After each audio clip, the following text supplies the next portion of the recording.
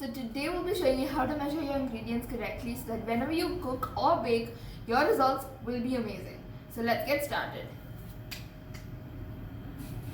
Guys, before we get started, I just wanted to let you know there are lots of videos on the internet on how to measure your ingredients correctly.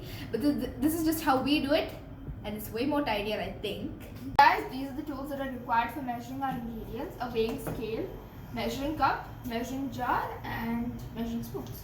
So guys, we use measuring cups a lot, especially to measure our dry ingredients. So measuring cups always come in a set of 4. That's a cup, a half cup measure, a third of a cup measure, and a quarter cup measure. But since we found the entire set, so we got a third of a cup. I'm sorry, an eighth of a cup of measure. And then your measuring spoons. There are a lot of measuring spoons out there, but we prefer the metal one. They last so long. We have used plastic before and they all have broken. So this one is good, and it usually comes in a set of 4 again. That's a tablespoon, a teaspoon, a half teaspoon, a quarter teaspoon, sometimes even an eighth of a teaspoon, which we have right here. So we are going to get into that all later. So let's get started. The first of all and the main ingredient is flour. Now you use flour in all of your baking recipes, and you use it sometimes in your cooking too. So flour is a very important ingredient, and it's the ingredient that is always measured incorrectly. What do people do is they take their measuring cup and they just dunk it inside the flour, which is wrong. You can get so much extra flour than in your bakes, which will, if you're making a cake, it will be a dry cake. If you're making cookie, it will be very thin, or it will hold its shape and it will not be good. So the key to measuring it right is to take your measuring cup and a spoon and spoon your flour into the measuring cup. Fill it all the way up, like so. And what you do is kind of level it off. Sometimes even people don't level it off and you take this entire thing. That's wrong. All you have to do is spread it here and there and then level off. That's right now a cup of flour. Never ever just take a measuring cup and just dunk it in like this. And sometimes don't do that, okay? So now you guys know how to measure your flour correctly. The next ingredient we're going to measure is sugar. So while measuring sugar, you can dunk your cup in, but it is very important to level it off. Some people don't level it off, so this is the right way of measuring sugar. So guys, now I'm going to show you how to measure peanut butter. Peanut butter, yogurt, it all follows the same step. And you do use a measuring cup for peanut butter. So now I'm going to take a quarter cup measure here right now. I'm going to, same how I did with the flour, I'm going to spoon my peanut butter in the measuring cup until it's all the way full. So thick.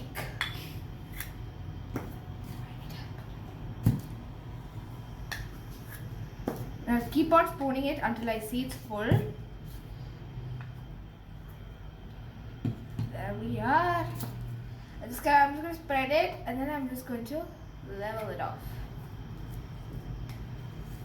There you go. I have a quarter cup of peanut butter right here. This same applies for like sour cream or yogurt. You have to use the dry measuring cup because they're too thick. So you don't use the jug, even if they're wet ingredients. So let's move on to the next one. Guys, now I'm going to talk to you about raising agents. I'm going to show you how to measure baking powder right now. You guys can apply the same step while you measure bicarbonate of soda. That's baking soda too. So all that you do is take your measuring spoon according to your recipe. Now I'm taking half a teaspoon right here. I'm just going to dunk it in. And I'm going to take my offset palette knife and I'm going to level it off. Now that's the right amount. That's a half teaspoon of baking soda. I'm going to show you right now on this lid. There you go. Sometimes it even keeps form like this, so it's right. Okay? Now let's move on to the next. Guys, now I'm going to show you how to measure vanilla. It's really simple. I'm just going to take a teaspoon. Just pour it into your measuring spoon. So if you don't have a measuring spoon, you can also use like the lid. It's 1 teaspoon. Sorry. So as you can see, it's a teaspoon. You can use the lid if you don't have a measuring spoon. It's very simple. Another nifty trick. So let's move on. The next ingredient I'm going to measure is spices. I'm using cumin powder, but you can also apply the method in other spices as well. I'll be measuring a teaspoon of cumin powder. So just dunk your measuring spoon in and just scrape it on the lid, like you get a perfect. Having a bit of hard time. You can get a perfect teaspoon. You don't have to like level it off with another spoon or something. So just use the lid to level it off. Simple. Next we'll be measuring milk. I'm using a measuring jar for this. So I'll be measuring 200 milliliters of milk.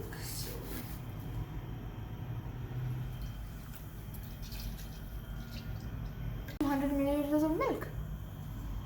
Pretty simple. So let's move on to the next. Guys, we're using a measuring jug again, and I'm going to show you guys how to measure honey. Now honey is one of the stickiest ingredients, but has to be measured in a measuring jug. It's going to help you a lot here. So I have my honey here, and I have some oil, and I'm going to show you why I have my oil here. What I'm going to do is I'm going to grease the jug a little bit with a little oil. Just a little is enough, not a lot. If you don't, if you have some cooking spray on hand, you can use that as well. I'm just gonna randomly just grease everywhere. Okay, I guess I have greased well. And now I used oil because oil and honey do not mix together. So if I'm if I want to use my honey again, I can pour it back into my honey jar. Sticky. And I'm going to take right at 200 milliliters of honey. So let's pour our honey in.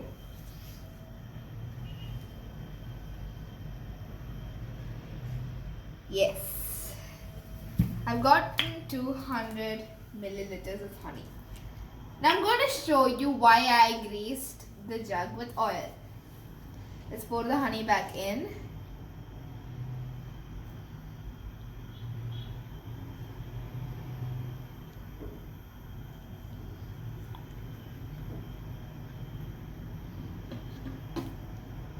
I grease the jug with oil so I don't have a lot of wastage of honey.